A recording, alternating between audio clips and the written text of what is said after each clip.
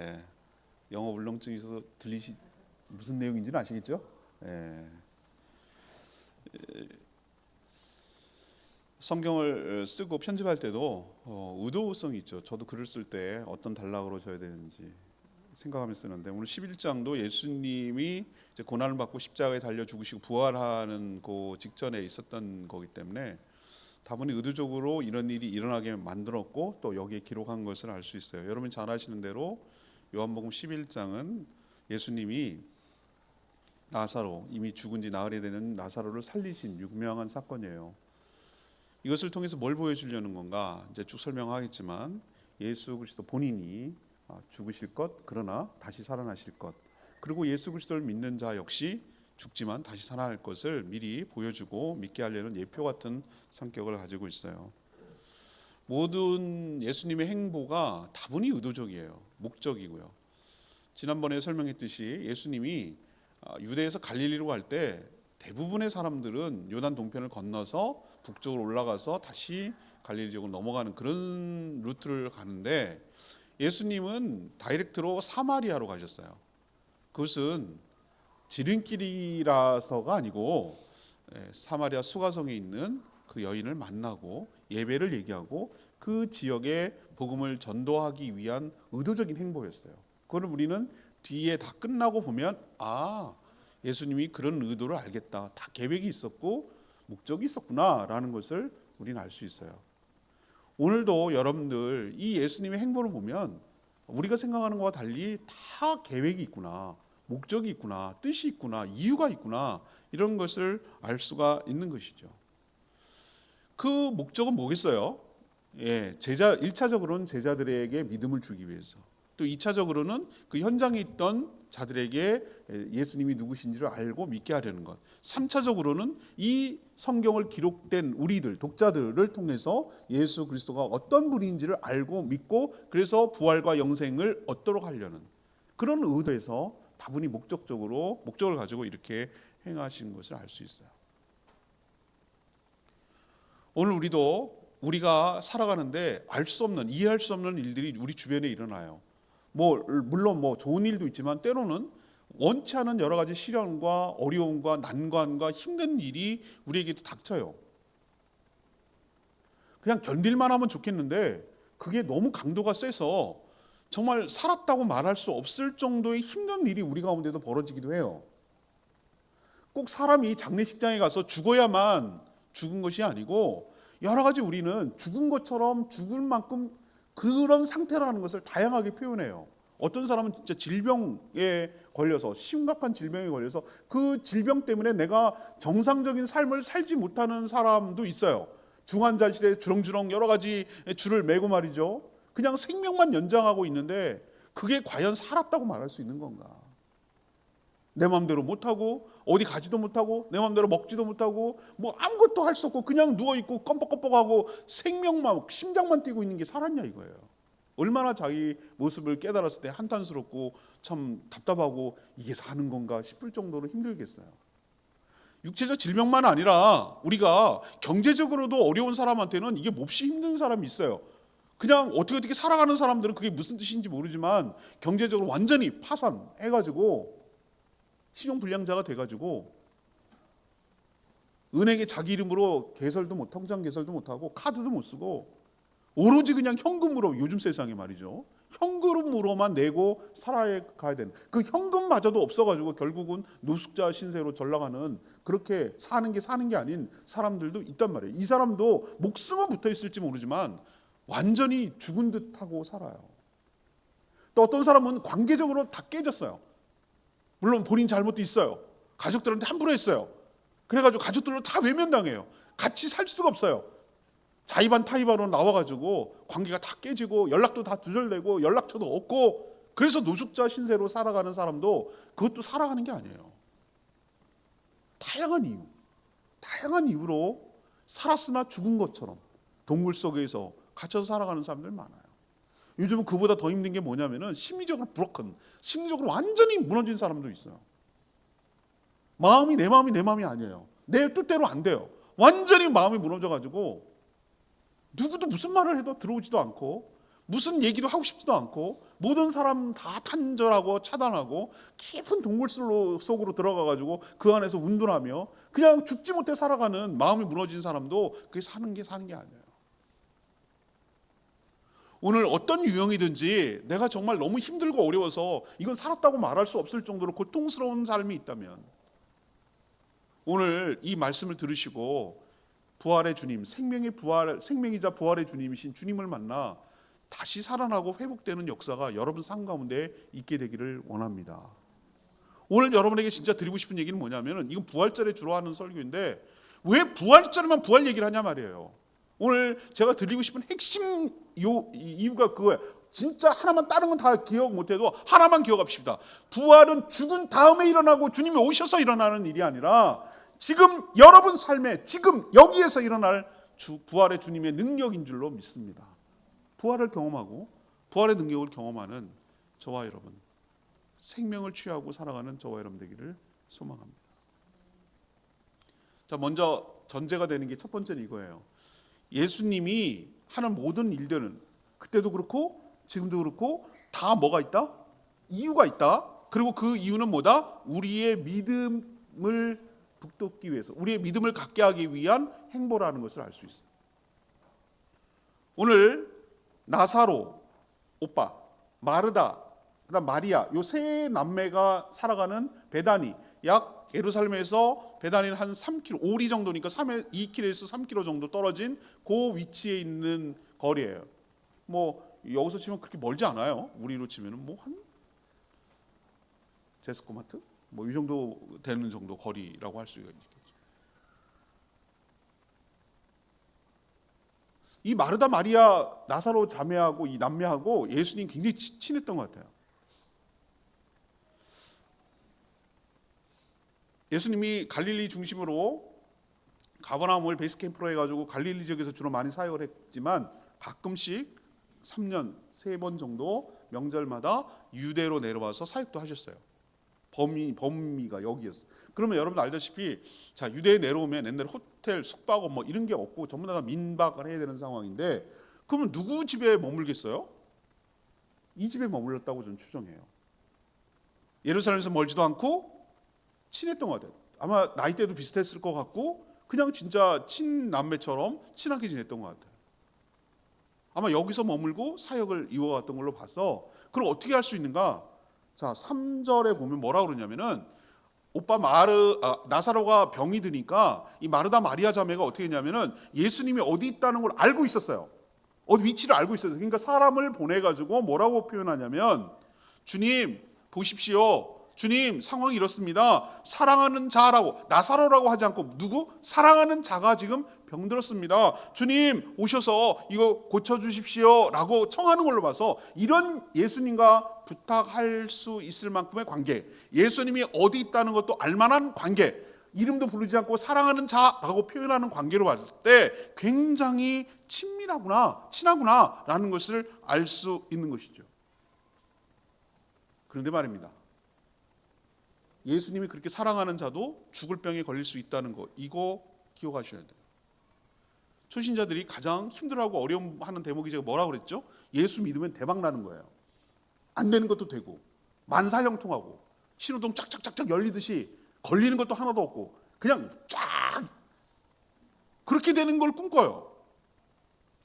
승진하고 연봉 올라가고 계약 성사되고 고객들 몰려오시고 매출 올라가고 순이익 넘어가고 이런 것이 예수 믿는 효과라고 생각해요. 근데 우리가 그렇습니까? 예수 그리스도를 믿으면 그렇게 되나요? 안 되는 것도 아니지만 그렇게 되나요 항상?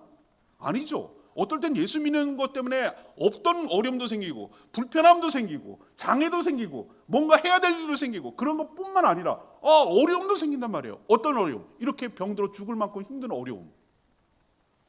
여기서 여러분 헷갈리거나 넘어지면 안 돼요. 그런 상황이 될지라도 여러분들 왜 나한테 이러세요? 내가 뭘 그렇게 잘못했어요? 내가 예수님 잘 섬겼잖아요. 이런 시기에요? 이렇게 나오면 안 된다고. 그럼 어떻게 받아들여야 되는지 오늘 4절 말씀을 보세요. 4절에 예수님께서 이 소식을 들으셨어요. 마르다 마리아 그 자매가 나한테 통보해가지고 오빠가 죽게 생겼으니까 빨리 오세요 라는 얘기를 듣고 뭐라고 얘기하냐면은 이 병은 뭐다? 죽을 병이 아니라 하나님의 영광을 위하며 하나님의 아들이 이로 말미암아 영광을 받게 하려 함이라. 여러분 아멘입니까?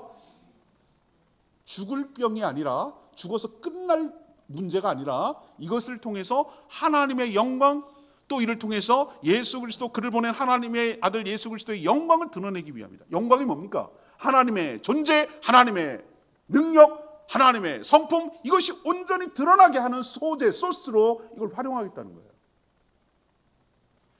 여러분도 이해할 수 없는 내 삶의 여러 가지 어려움이, 그게 힘들어서 죽을 것 같이 어려운 상황이 닥칠 때 그걸 어떻게 해석해야 되는가? 주님의 뜻으로, 주님의 말씀으로 해석하는 저와 여러분 되기를 원합니다. 끝났어. 얘 죽을 거지. 왜 이렇게 어려움이 왔어? 이렇게 원망하고 불평할 것이 아니라 이 일을 통해서, 나를 이 소재를 통해서, 이 나의 인생의 어려움을 통해서 하나님께서 이것을 통해서 하나님의 살아계신, 하나님의 능력, 하나님의 은혜, 하나님의 영광을 드러내기 위해서 이것을 사용하시겠구나. 이런 믿음이 있을 때 여러분의 삶에 하나님의 은혜가, 하나님의 역사가 시작되고 개입되는 줄 믿습니다.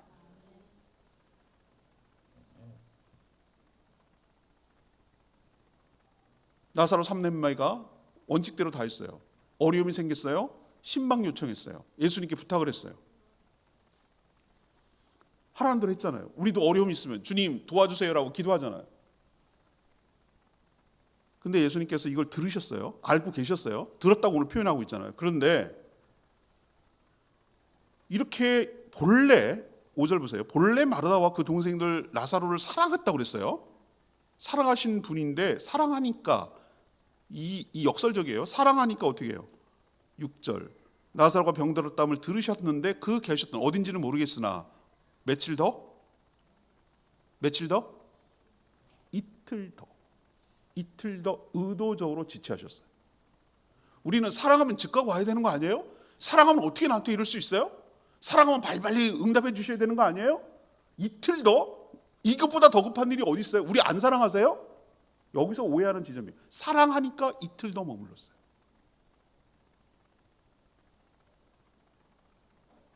그래서 결국 죽었어요. 마르다 마리아가 원망했어요. 우리가 안 알려준 것도 아니잖아요. 주님 어디 계신지 우리가 알고 사람 보내가지고 오시라고 그랬잖아요. 와서 도와주셨으면. 그게 21절에도 그렇고 32절에도 그렇고 이 두 자매가 원망 섞인 말을 약속이라고 맞춘 듯이 똑같이 말해요. 주님이 여기 계셨더라면 우리 오라비가 죽지 않았을 겁니다. 근데 왜 이렇게 늦게 오셨어요? 사람 보내는데 왜 안 오셨어요? 라는 그 말 속에 그 원망과 불평과 이것들이 막 이렇게 들어있어요. 왜 내 스케줄이 안 오냐는 거예요. 다 끝난 다음에 오면 뭐 하냐는 거예요.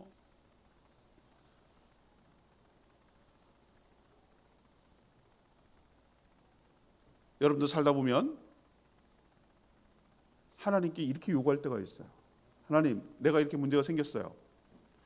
이 시간에 여기 오셔서 이런 식으로 해결해 주세요 라고 이렇게 정확하게 내 스케줄대로 하나님께 요청할 때가 있어요. 근데 내가 요청한 대로 안 들어주실 때가 있어요. 물론 들어주실 때도 있어요. 근데 안 들어주실 때가 있어요. 의도적으로 지체하고 의도적으로 안 오고 의도적으로 외면하는 것처럼 보일 때가 있어요. 근데 여러분 오해하지 마세요. 그건 다분히 의도적이긴 한데 그건 우리의 믿음을 위한 거예요. 누구를 위한 거죠? 15절 보세요. 15절에 뭐라고 그랬습니까? 15절에 뭐라고 그랬죠? 내가 거기 있지 아니한 것을 너희를 위하여서 기뻐한대요. 거기 없는 것을. 이는 너희로 뭐 하기 위함이다? 믿게 하려 함이라. 믿게 하려 함이라. 여러분 오늘 기억하셔야 될 건 뭐냐면은 자꾸 내 스케줄에다가 하나님 다 끼워 맞추고 내 원하는 방식대로 내가 원하는 때에 내가 원하는 장소에서 내가 원하는 분위기로 그 문제를 해결해 달라고 요청하고 그것이 안 됐을 때 낭망하거나 실망하거나 좌절하지 마시라고. 하나님은 더 큰 빅피처, 하나님은 더 큰 우리를 향한 계획, 우리의 믿음을 더 확고하게 하기 위한, 단순히 병들었다 나은 것도 기적이지만 죽었다가 완전 끝났다라고 생각하는 우리의 완전한 절망 그 가운데서도 우리를 이끌어내기 위한 더 극적인 믿음을 주기 위한, 우리의 단단한 믿음을 주기 위한 하나님의 놀라운 계획이 우리를 향해서 갖고 있다는 걸 기억하시는 저와 여러분 되기를 원합니다. 내 식대로 안 들어졌다고 원망하고 불평하지 마시고 하나님의 큰 계획이 있다 실족하지 마시고 세상에 빛으로 오신 그분에 따를 때 우리가 실족하지 않게 하고 우리 믿음이 더 크게 하려는 그런 의도가 있다는 걸 여러분 기억하셔야 해요.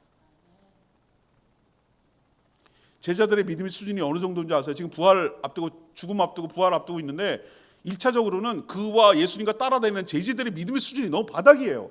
그들의 믿음 때문에 그런 거예요. 의도적으로. 1차적으로는 그래요. 2차적으로는 이 마르다 마리아 자매를 위한 거고 3차적으로 아까 얘기했잖아요. 이 독자 우인 우리를 위한 거라고 하는데 그러면 제자들이 어느 수준이었는데 12절 보면 나오잖아요. 베드로가 뭐라고 그러죠? 제자들이 이제 가자 그랬더니 뭐라고 그래요? 아유 잠들었다 이렇게 말하니까 진짜 그 액면 그대로 문자 그대로 예수님이 잠들었다 그러니까 진짜 자는 줄 알아. 자는 사람은 뭘 깨우러 갑니까? 또 욕을 한다는 게 나가서 잠들었다니까 혼수 상태에 있는 줄 알아. 아이 그럼 낫겠습니다. 그만 예수님이 선천적으로 맹인인 사람도 고쳤는데 그거 못 고치겠어요? 그렇게 잠들었으니까 깨나겠습니다. 이 정도 수준이에요. 제일 한심한 것은 사후정 같은 이 디두모 도마 16장. 뭐 죽으러 간다 그러고 뭐 어쩌니까 맥락 없는 말을 한 맥락 없는 말. 이런 사후정 같은 애가 있어요. 우리도 주와 함께 죽으러 가자. 이게 뭔 맥락이지? 난 도대체 이 성경을 읽을 때마다 얘는 뭔 생각으로 뭘 잘못 들었지. 사후정이에요. 사후정. 딱 사후정이에요. 여기서 횡설수설하는 이 제자들의 믿음이 어렵죠? 부활 이런 거는 안중에도 없어. 이런 믿음이 없어요. 바닥이에요. 바닥. 장차 이들이 사도가 되어야 될 사람인데 이런 거예요. 그러니까 뭘 보여주는 거죠? 예수님 하도 답답하니까 뭐라고 그랬습니까? 14절에 밝히 이르시되 나사로가 뭐 했다? 죽었느니라 이렇게 직설적으로 얘기하잖아요. 엉뚱한 소리 하니까 확실하게 죽었다라고 표현하잖아요. 그래야 놀라운 역사가 일어나고 그래야 그들의 믿음이 생기니까. 어설프게 병들었다 나는 것도 기적이지만 확실히 죽었다가 나야 생명과 부활이신 그분을 믿게 되잖아요. 여러분도 기억하셔요. 우리의 생각과 우리의 방법과 우리의 계획은 이런 계획을 갖고 있지만 우리의 계획보다 하나님이 갖고 계신 계획과 방법과 시기와 장소가 더 항상 선하고 더 정확한 줄로 믿습니다. 하나님이 하시는 일이 항상 옳은 줄로 믿습니다. 그건 우리의 믿음을 위한 일인 줄로 압니다. 그게 더 큰 기적과 은혜가 있어서 우리를 더 믿음을 단단하게 하기 위한 하나님의 큰 그림 가운데 있다는 거 기억하시고 어떤 상황에 직면하든지 내 뜻대로 안 됐다고 원망하고 불평하지 마시고 하나님의 큰 그림 속에 진행되고 있음을 믿으시고 믿음으로 기다리는 저와 여러분 되기를 소망합니다. 두 번째 얘기는 예수님을 믿으면 다시 살고 죽지 않는다라는 것을 뚜렷하게 보여주기 위해서 그런 거예요. 인간의 뿌리 깊은 고정관념은 뭐냐면 죽으면 끝이라는 거예요. 이건 진짜 다시 살아나는 사람이 없으니까 어쩔 수 없어. 아무 소용없어. 죽었잖아. 끝났잖아. 어떡하라고? 라는 어떤 뿌리 깊은 고정관념이 그 당시에도 있었고 인류 전체 역사 가운데 하나 있어요. 그러니까 예수님이 선천적으로 맹인인 사람은 고쳤어도 죽은 사람이 어떻게 하겠어? 라고 빈정거리잖아. 심지어 누구까지? 마르다까지. 예수님이 누군지 알았던 믿었던 마르다까지 뭐라고 고백을 합니까? 뭐라고 얘기하죠? 마르다가 24절 내 오라비가 다시 살아날 것이다 이렇게 말을 하니까 뭐라고 그러냐면은 이거를 지금에 있는 일이 아니라 뭐라고 생각하죠? 먼 훗날 예수님이 재림하셔서 예수님이 오셨을 때 마지막 종말 때에 다시 살아날 것을 믿습니다. 이 믿음도 대단한 믿음이에요. 이런 믿음이 없는 사람도 되게 많아요. 부활한다는 믿음이 없는 사람도 되게 많다고요. 근데 마르다도 역시 어느 수준의 믿음입니까? 이 마르다조차도 다시 살아나는 것을 먼 훗날의 일로 생각하지 지금의 일로 생각하지 않는단 말이에요. 근데 예수님이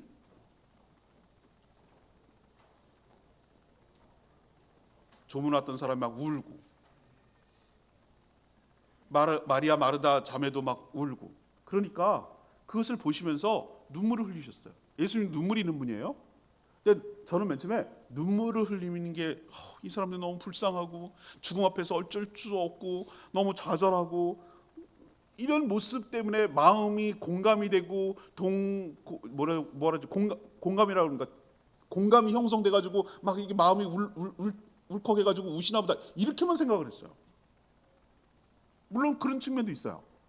근데 제가 오늘 쭉 성경 읽는 가운데 뭐라고 얘기하냐면은 비통히 여기사 33절에 보면은 예수님께서 그들이 우는 것과 유대인들이 우는 것과 그걸 보시고 심령에 뭘 여겼다고 그랬어요?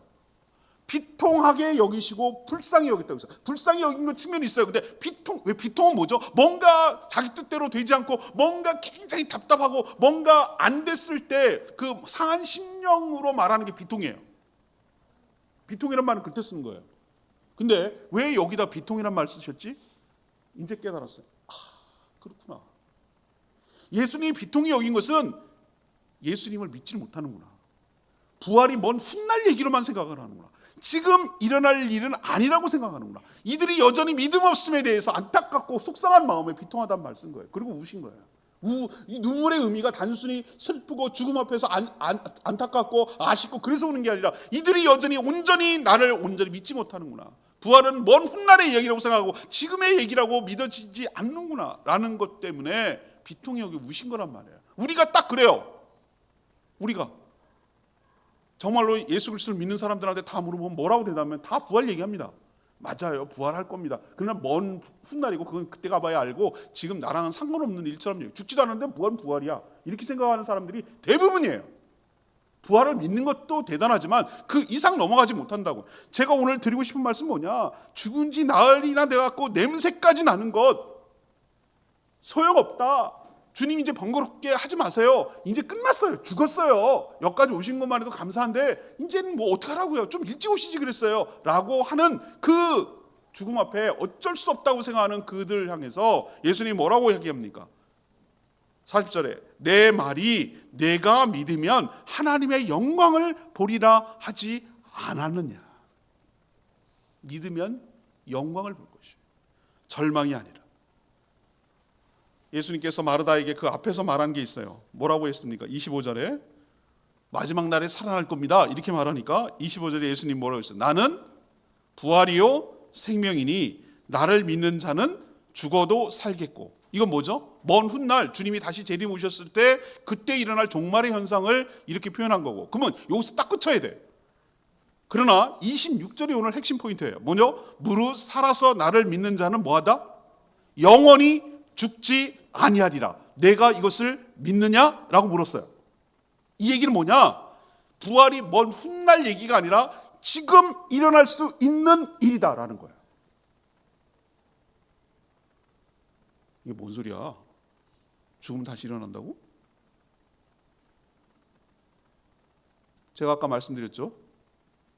사람이 꼭 목숨이 끊어지고 장례식장에 시신에 들어가는 그 냉장고에 들어가야만 죽는 겁니까? 아니죠.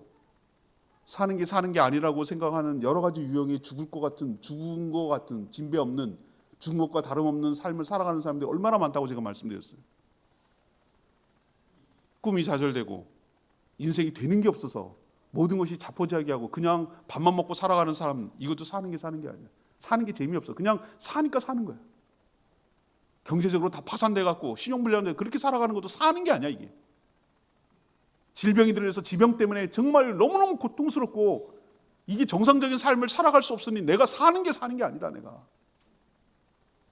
관계가 다 깨지고 찢어져가지고 그냥 혼자 고립돼가지고 그렇게 죽지 못해 살아가는 사람도 사는 게 아니에요.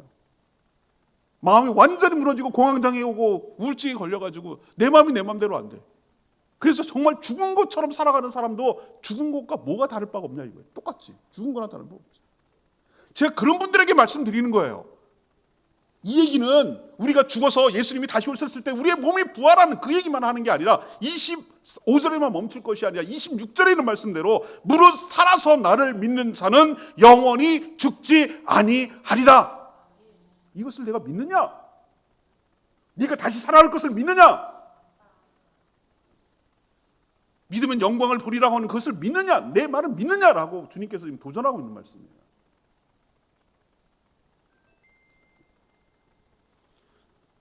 사랑하는 여러분, 오늘 이 얘기는 부활절에 주로 많이 하는 설교인데 제가 여러분에게 드리고 싶은 것은 부활의 현재성이에요. 부활의 미래성만 얘기하지 말고 부활의 현재성을 얘기하고 싶은 거예요. 먼 훗날 일어날 일로만 생각하지 마시고 부활신앙이 그런 게 아니에요. 여러분이 지금 정말 힘들고 죽을 것 같이 살아가는 힘든 삶이 있다 하더라도 주님을 믿게 되면 살아서 믿는 자는 영원히 죽지 않는다는 이 말이 우리가 영혼이 진짜 목숨이 끊어지지 않고 죽는다는 개념이 아니라 정말 힘들고 무덤 속에 갇혀 있는 것처럼 동굴 속에 있는 사람일지라도 주의 능력으로 다시 회복되고 부활하고 사는 것처럼 살도록 하나님께서 회복시켜 주실 줄 믿습니다. 부활의 능력과 은혜를 여러분 체험하는 저와 여러분 되기를 소망합니다. 사는 것처럼 살아가는 저와 여러분 되기를 원합니다. 살았으나 죽은 것처럼 살지 말고 사람답게 살아가는, 살아있는 것처럼 살아가는, 죽은 것처럼 사는 게 아니라 살아있는 것처럼 살아가는 저와 여러분 되기를 소망합니다. 이게 주님의 부활의 능력이에요.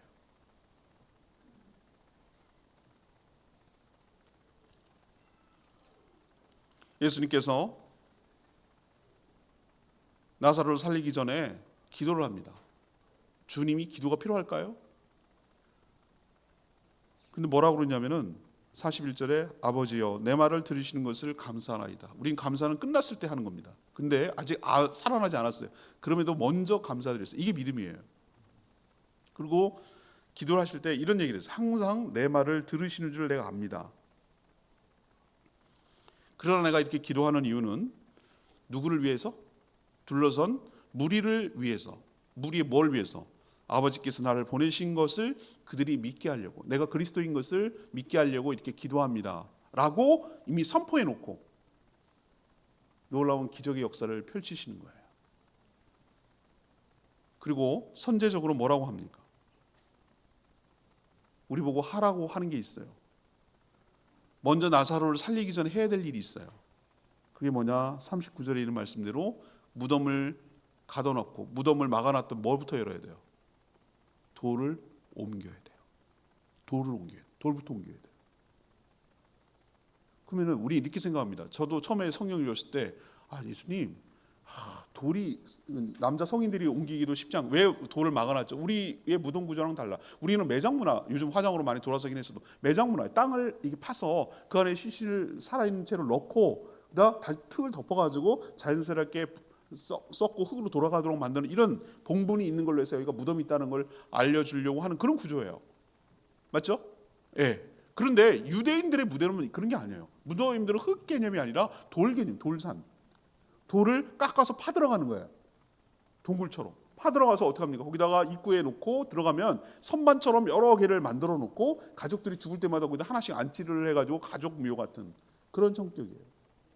그러면 동물들이 또 들어가서 해코지하거나 뭐 할까봐, 사람들이 할까봐 사람들이 쉽게 움직일 수 없는, 성인들이 몇 명이나 움직여야 그 지렛대로 해서 움직여야 움직일 수 있는 커다란 돌을 입구에다 막아두는 형태가 그들의 문화였어요. 이건 쉽게 옮길 수 있는 무덤이 아니에요. 이 돌이 아니에요. 근데 오늘 예수님께서 뭐라고 합니까? 나사로를 살리기 전에 뭐부터 옮겨라? 입구를 막고 있는 돌부터 옮기라는 거예요. 왜 돌을 옮기라고? 주님이 옮기시면 더 기적적이 아니에요? 주님이 짜잔 돌아 옮겨라, 사극을 많이 보면 돌아 움직여라 그러면 막 돌이 막 굴러. 와, 거기부터 막 기적이 일어나고 막 사람 놀라지 않. 근데 왜 돌은 사람 움직여야 되지? 여기가 포인트라니까요. 주님이 살릴 것을 믿느냐 안 믿느냐는 돌을 옮기는 행동으로 나타나는 거예요. 주님이 해야 될 일이 있고 우리가 해야 될 일이 있어요. 주님이 고치시고 살리시고 회복시켜 주실 거예요. 그런데 내가 할 일은 뭐냐면 그 예수님의 말씀을 믿고 불신의 돌문을 옮길 때 내 삶의 문제, 내 죽음 같은 문제, 무덤 같은 속으로 내 삶의 무덤으로 들어오기 위해서, 내가 죽은 그 무덤으로 예수님이 들어오기 위해서, 그 능력이 들어오기 위해서 불신의 돌을 옮겨 놓을 때 놀라운 역사가 시작될 줄 믿습니다. 괜한 짓 하지 마세요. 됐거든요 라고 옮기지 않았다면 역사는 안 일어나요. 사랑하는 여러분, 돌문을 옮기는 저와 여러분 되기를 원합니다. 주님, 내 삶에 개입해 주십시오. 내 무덤에 들어와 주십시오. 내가 지금 사는 게 아닙니다. 내 삶에 개입하도록 제가 문을 말씀에 분부잡고 하대로 분부대로 옮깁니다. 주님, 역사하여 주시옵소서. 그렇게 돌문을 열어 제낄 때 하나님의 능력이 개입되는 거예요. 그러자 예수님께서 뭐라고 그랬습니까? 나사로를 마치 자는 애를 부르듯이 43절에 큰 소리로 나사로야 나오라, 나사로야 나오라 라고 외쳤어요. 진짜 놀랍게도 제가 기도의 시간에도 말씀드렸는데 죽었는데 그것도 나오는 것도 신기한데 수족에 뭘 맸다고 그랬죠? 배로 싸맸어. 수의를 입힌 거죠. 그들 문화장례법도 이게 쌌어요. 어떻게 나왔지? 얼굴까지 다 쌌는데 어떻게 보였지? 어떻게 일어났지? 막 이런 생각이 저는 그런 거 생각도 들었어요. 제가 수많은 장례식에 참여했고 그러니까 마지막 할 때 보면은 죽었으니 망정이지 살아있는 사람도 그런 식으로 하면 죽겠더라고. 얼마나 꽁꽁 싸매는지 와 보셨어요? 여러분 보셨죠? 꽁꽁 싸매 꽁꽁 아주 그냥 이렇게 돼. 미이라처럼 돼. 관에도 딱 들어가게 돼 있어. 그게 나온다고? 어떻게 이렇게 나왔나? 한번 뛰어갖고 나왔나? 이런 생각도 막 해봐요. 근데 부활의 능력이 그런 제약이 있겠어요? 근데 분명히 죽었다는 걸 표현하기 위해서 수위가 감싼 것을 표현하잖아요. 근데 예수님께서 그 뒤에 말이 중요해요. 43절이 뭡니까? 그렇게 수위에 감싸가지고 배로 동인채 나오는 수건에 얼굴까지 쌓여있는 그것을 향해서 다른 사람에게 부탁하는 게 있어요. 뭐라고 그러죠? 풀어 놓아 다니게 하라. 44절. 풀어 놓아 다니게 하라. 여기서 하나하나가 전부 다 해결되는 것을 동사를 쓰고 있어요. 풀어라는 건 뭡니까? 뭔가에 싸매여 있다는 것이요. 놓아라는 것은 뭔가에 붙잡혀 있다는 것이요. 다니게 하라는 것은 그동안 다니지 못하게 했던 죽음의 상태를 얘기하는 거예요. 예수님의 능력은 단순히 살려내는 것이 아니라 죄와 사망과 죽음으로부터 사단의 권세로부터 완전히 해방시켜서 자유롭게 되도록 모든 묶임과 모든 다침과 모든 억압에서 해방시키는 것임을 믿길 바랍니다.